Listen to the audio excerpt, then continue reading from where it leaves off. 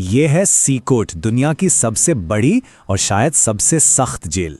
ये जेल असल में एक बहुत बड़ी प्रॉब्लम का एक बहुत ही कठोर सॉल्यूशन है।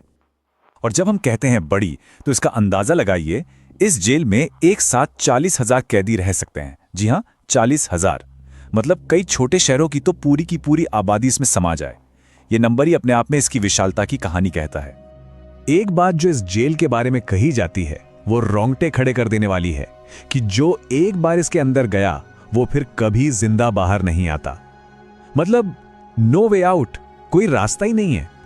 तो सवाल ये उठता है कि आखिर ऐसी जेल बनाने की नौबत आई ही क्यों? इसके लिए हमें थोड़ा पीछे जाना होगा। एक वक्त था जब अल साल्वाडोर नाम के देश पर MS-13 और बारियो 18 जैसे खूंखार गैंग्स का कब्जा था।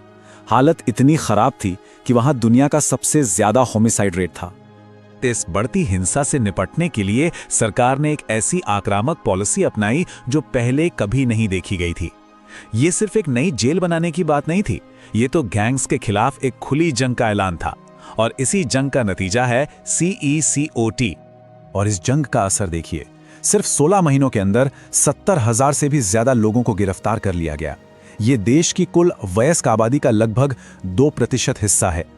तो अब सवाल क्यों से कैसे पर आता है। चलिए देखते हैं इस जेल का डिजाइन जो इसे भागने के लिए वाकई नामुमकिन बना देता है। जरा इसकी सिक्योरिटी के लेयर्स देखिए। सबसे बाहर 410 एकड़ के इलाके को घेरे हुए हैं 600 सैनिक। फिर आती है 9 मीटर ऊंची दीवार। उसके बाद 15,000 वोल्ट का करंट दौड़ता हुआ इलेक्ट्रिक फेंस। इतना ही नहीं, 19 बड़े बड़े वॉच टावर्स और अंदर भी कई दीवारें जिन पर रेजर वायर लगे हैं। और तो और 2 किलोमीटर के दायरे में कोई मोबाइल सिग्नल काम नहीं करेगा क्योंकि वहां लगे हैं सिग्नल जैमर्स। यहां तक कि अगर कोई मेहमान भी आता है तो उसे 1 घंटे लंबी बहुत ही सख्त प्रक्रिया से गुजरना पड़ता है। इससे यह पक्का किया जाता है कि अंदर कोई भी गैर कानूनी चीज ना जा सके। और इस पूरी हाईटेक सिक्योरिटी के बीच एक बहुत ही सिंपल लेकिन गजब की चीज है, कंकड़। सिक्योरिटी फेंसेस के बीच में कंकड़ बिछाए गए हैं। अगर कोई इन पर चलने की कोशिश करे तो आवाज से ही पता चल जाता है। सोचिए कितनी गहराई से प्लानिंग की गई है। तो चलिए अब उस आखिरी गेट के पार चलते हैं और देखते हैं जेल के अंदर की असल दुनिया। एक ऐसी दुनिया जहां जिंदगी बेहद नीरस और सच कहें तो अमानवीय है। ये आंकड़ा देखिए, ये आपको चौंका देगा। जिन सेलों में 80 से 150 लोग भरे होते हैं, वहां हर कैदी के हिस्से में सिर्फ आधा वर्ग मीटर की जगह आती है। बस इतनी सी। कल्पना कीजिए एक ऐसी जगह जहां लाइटें कभी बंद नहीं होती, जहां न ताजी हवा आती है न सूरज की रोशनी, और 80 से ज्यादा लोगों के लिए सिर्फ 2 टॉयलेट। यहां लगातार निगरानी होती है और प्राइवेसी नाम की कोई चीज नहीं है। और खाना हर रोज एक जैसा, बहुत ही साधारण और कम प्रोटीन वाला खाना परोसा जाता है, जिसे कैदियों को अपने हाथों से ही खाना पड़ता है। और यहीं पर सबसे बड़ी विडंबना देखने को मिलती है। सड़क पर ये गैंग्स MS-13 और बारियो 18 एक दूसरे के खून के प्यासे थे। एक दूसरे के इलाके में जाना मतलब मौत को दावत देना। और आज सी कोर्ट के अंदर उन्हीं जानी दुश्मनों को एक ही तंग सेल में एक साथ रहने पर मजबूर कर दिया गया है। लेकिन इन दीवारों के अंदर सिर्फ आंकड़े नहीं हैं, कहानियां भी हैं। चलिए मिलते हैं एक ऐसे ही कैदी से ताकि हम इन नंबर्स के पीछे के इंसानी चेहरे को समझ सकें।